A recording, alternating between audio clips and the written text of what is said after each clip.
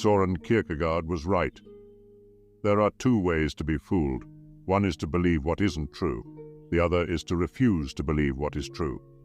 It's a fact that for most of our lives, we humans unconsciously bask in ignorance. But sometimes, special people come along to wake us from this state that some would call bliss. In fact, the myth of the hero who brings wisdom, symbolized by light or fire, in a world of ignorance symbolized by darkness, is as old as humanity itself and can be found in all cultures across works of literature and art. Take, for example, Plato's allegory of the cave. People usually learn about it in school when they make their first contact with the philosophers of old. But most of us are too young and inexperienced to fully understand its profound meaning and teachings until way later in life, when we start to question the reality that has been programmed into us and to form our own beliefs and values. When this moment comes, having a roadmap for the journey that one has to undertake and becoming aware of the obstacles that may emerge is a thing of utmost importance. And in today's episode, in collaboration with After School, we are going to explore this journey by dissecting Plato's allegory of the cave, its connection to ancient myths, and the ultimate narrative archetype we know as the hero's journey. Plato's allegory of the cave is one of the most influential philosophical concepts ever introduced, encapsulating timeless questions about reality, knowledge, perception, and enlightenment. Located in Plato's seminal work, The Republic, the allegory of the cave serves as a metaphorical narrative depicting the human condition's journey from ignorance to enlightenment. Embedded within this allegory are profound implications about the nature of knowledge and the transformative journey of gaining wisdom. The narrative echoes through numerous myths and philosophical discourses, bearing a particularly striking resemblance to the Greek myth of Prometheus and the archetypal hero's journey. In Plato's profound allegory, he uses the metaphor of a subterranean cave to illustrate a group of prisoners sequestered from birth. Their world is one of complete isolation, devoid of any contact with the external universe. Bound by chains and restricted in their movements, they are compelled to face the barren cave wall, deprived of the ability to swivel their heads or see beyond their immediate environment. An enigmatic fire positioned behind them flickers dimly, barely illuminating their dreary surroundings. Periodically, individuals walk behind the prisoners, parading various figures. These are representations of animals, plants, and an array of other artifacts. These objects, when passing by the fire, cast elongated and distorted shadows on the stone wall before the prisoners. Having no other experiences, the prisoners mistake these dancing illusions for reality, categorizing them and assigning them names, erroneously believing that they are discerning, tangible entities. You can see where Plato is going with this. Unexpectedly, one prisoner's shackles are removed, and he is thrust into the world beyond the cave for the very first time. The moment is ripe for him to be tested. The intense brilliance of the sunlight initially hurts his eyes, and the unfamiliar environment bewilders him. When confronted with the fact that his former perception of reality was merely a distorted illusion, and that the things he now sees around him are the real objects, he starts to suffer, his previous reality being deconstructed before his very eyes. The mind that opens to a new idea never returns to its original size. The shadows he was familiar with appeared much more vivid to him. However, as time progresses, his eyes slowly adapt to the overwhelming brightness, and his suffering slowly passes as he gets accustomed to his new perspective. Gradually, he starts perceiving reflections in shimmering water bodies, progresses to observing objects directly, and finally, he dares to gaze at the radiant sun, the ultimate source of light that illuminates everything he has been observing. Emboldened by his newfound understanding, the prisoner makes his way back to the cave, intending to share his revelations with the other prisoners.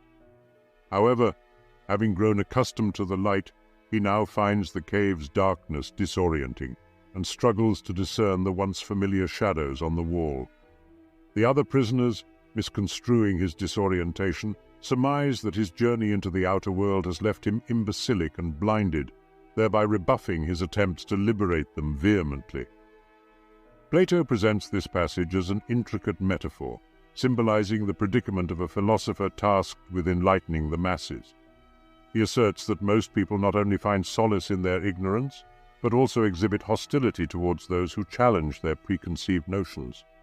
There are many ways in which one can interpret Plato's allegory of the cave, each perspective having its own profound teachings. After all, this is what an allegory is all about. Reflecting on real-world events, Socrates, Plato's mentor, was condemned to death by the Athenian government in the same way that the freed prisoner was attacked by the cave dwellers. His crime was the disruption of societal order by questioning prevailing norms. So, to fully comprehend the allegory of the cave, it's vital to situate it within its historical context and connect it to the broader philosophical tenets espoused by Plato. Emerging from a period marked by vibrant intellectual inquiry and cultural development in Athens, Plato's allegory encapsulates his metaphysical and epistemological viewpoints, deeply influenced by his mentor Socrates. Around the 5th century BCE, ancient Greece, and particularly Athens, was seen as a hub of intellectual innovation and discourse. This era, often called the Golden Age of Athens, saw a proliferation of philosophical inquiry into areas such as ethics, metaphysics, and epistemology. In the midst of this intellectual climate, Socrates propounded philosophical methods emphasizing critical thinking and logical argumentation, upsetting the powers in charge. While Socrates never recorded his thoughts, his philosophy and dialectical method are reflected in the works of his student Plato. Plato's philosophical worldview is primarily documented in his dialogues, where he explores various philosophical questions through the voice of Socrates and other characters. The Republic, which contains the allegory of the cave, is one of his most significant works, focusing on justice and the ideal society.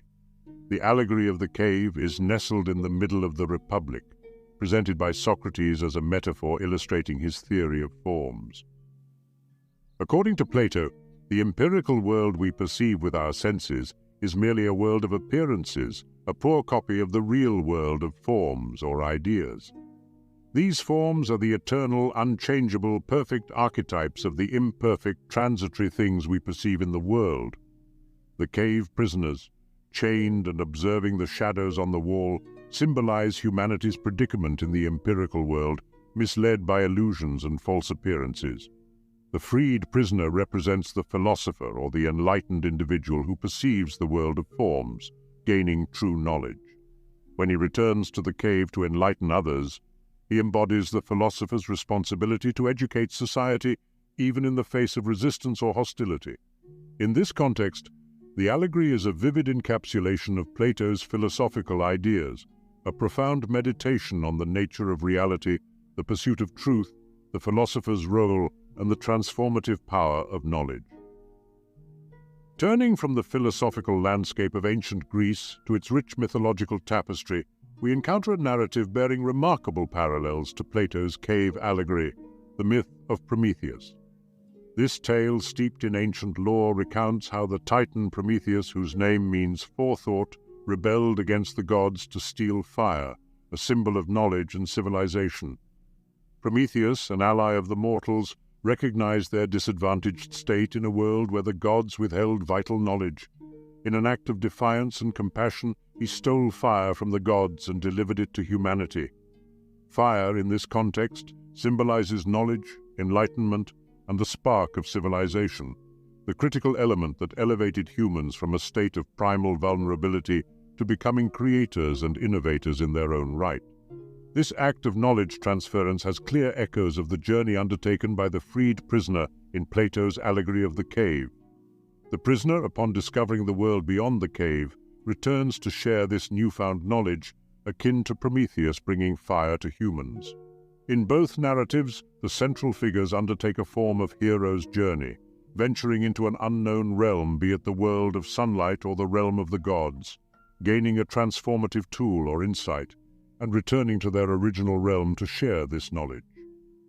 However, the dissemination of knowledge isn't met with gratitude or celebration in either story. Prometheus faces severe divine punishment for his transgression, bound to a rock and subjected to daily torment by an eagle. Similarly, the enlightened prisoner, upon returning to the cave, is met with disbelief and hostility from those still enchained. These narratives underscore the trials and tribulations often faced by those who challenge established perceptions and strive to illuminate the path to enlightenment. At the same time, the hero or the philosopher must understand that some people are not yet ready to leave the cave, so they must be patient and empathetic. In these parallel journeys of Prometheus and the cave prisoner, we can discern an exploration of the transformative power of knowledge, the courage required to defy established norms, and the resilience needed to withstand the societal resistance often faced by visionaries. Drawing these comparisons allows us to not only understand the shared themes of these ancient narratives, but also recognize the recurring patterns of human experience they represent. These are what we call the universal archetypes. As mentioned earlier, the hero's journey is such an archetype. The hero's journey is a narrative pattern identified by scholar Joseph Campbell in his book, The Hero with 1,000 Faces. It outlines a universal motif of adventure and transformation that runs through virtually all of the world's mythic traditions. The hero's journey unfolds in 3 stages: departure or separation, initiation, and return. In the departure stage, the hero leaves their familiar world and ventures into the unknown, often following a call to adventure. This stage resonates with the enlightened prisoner's departure from the cave and Prometheus's journey to the realm of the gods. The initiation stage is marked by various trials, confrontations, and revelations, leading to a climactic experience that grants the hero new knowledge or power. In the allegory of the cave, this corresponds to the prisoner's exposure to the sunlight and realization of the true world beyond the cave. For Prometheus, it's his acquisition of fire from the gods. The return stage involves the hero's journey back to their familiar world, bearing the wisdom or power they've gained, intending to share it with others. In most stories, the return involves a final trial, which tests the hero's ability to impart that knowledge. This echoes a crucial aspect of the hero's journey. The transformation often incites resistance as it challenges established norms and perceptions. Whether this archetype takes the form of mythological tales, philosophical allegories, religious parables, or contemporary narratives, these themes of enlightenment, struggle, and transformation have universally captivated the human imagination. In Indian culture, the story of Prince Siddhartha Gautama, who became the Buddha, embodies similar themes.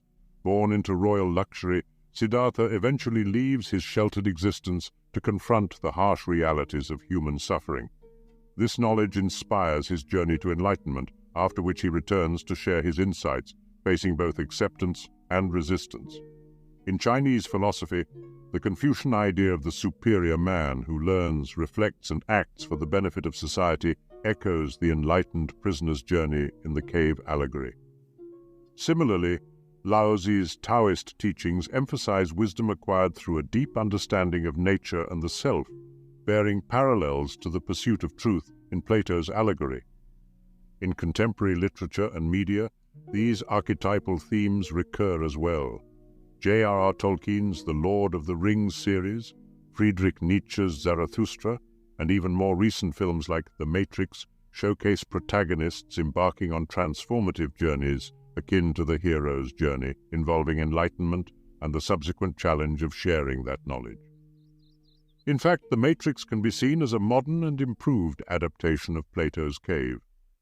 All of these stories aim to teach us one important lesson: to question our understanding of reality. Just as the cave dwellers mistake the shadows for reality, we may base our perceptions on incomplete or distorted information. There is no meaning in living in darkness, and that's precisely why Socrates said that the unexamined life is not worth living. In light of these insights, the allegory of the cave is not merely a philosophical thought experiment, but a timeless guide illuminating the path to knowledge, self-transformation, and societal progress. In Plato's perspective, for most of our lives, we dwell in obscurity.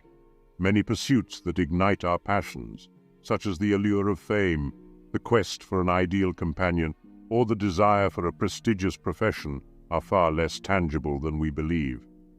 These are largely illusions crafted by societal expectations and projected onto our susceptible consciousness. Yet, because society collectively validates these illusions, we become entranced from our early years. It is not our fault for being raised in these conditions, but it is our solemn duty to escape. The only question is,